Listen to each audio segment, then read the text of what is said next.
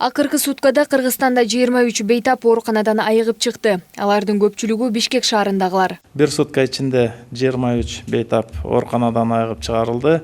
Бишкек шаарынан 20, Нарын областынан 1, жана Жалал Абад областынан 2 бейтап айыгып чыкты.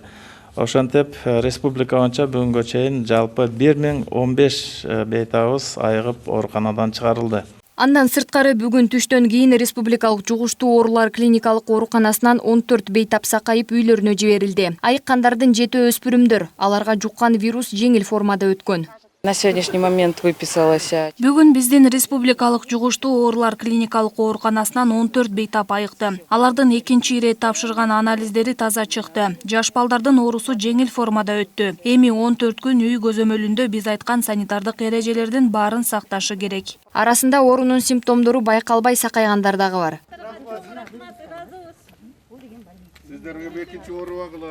Илдетке кабылгандардын да көпчүлүгү Бишкек шаарынан катталган. Өткөн суткада COVID-19 инфекциясынын жаңы 35 учуру аныкталып, 7 учур чет жерден келгендерден чыкты. Бишкек шаарында 12, Ош областында 4, Чүй областында 4, Нарын областында 8 учур, жана Солилецк шаарынан келген биздин мекендештердин арасынан дагы 3 учур табылып атат. Россия Федерациясынан келген курсанттардын арасынан дагы 4 учур катталып жатат. Учурда чет өлкөдөгү кыргызстандыктарды алып келүү иштери активдүү жүрүүдө. Нурболот Үсенбаевдин айтымында аларды поезд менен алып келүүгө болбойт. Анткени темир жол каттамында коронавирус инфекциясын жайылтып жиберүү коркунучу жогору. Чет жакта жүргөн мекендештерибизди жанакындай поездге салып алып келүү турган жолун деген аябай кызуу талкуулап атышат.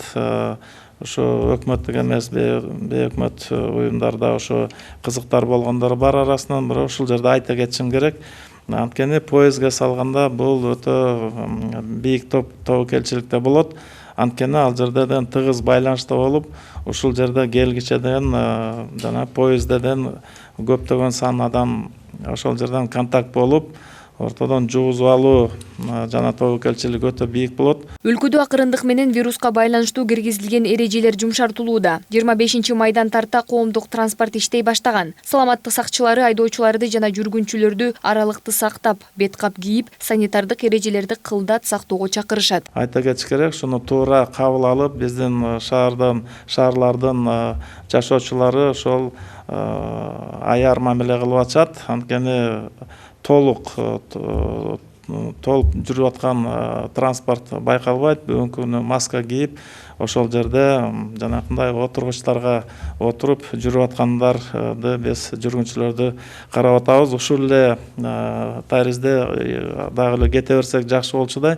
Анткени ал жерде санитардык эрежелерди, санитардык тартиптерди сактап, ошол жерде мына өзүбүздү сактап турушубуз керек. Ал арада оорулуулар менен байланышта болгон жактардын саны 6,5 миңден ашты. Анын 2 миңден ашыгы обсервацияда жатат. Жалпылап айтканда, учурда Кыргызстанда COVID-19 вирусун дээрлик 1,5 миң киши жуктуруп, 500гө жакын жаран ооруканада дарыланууда.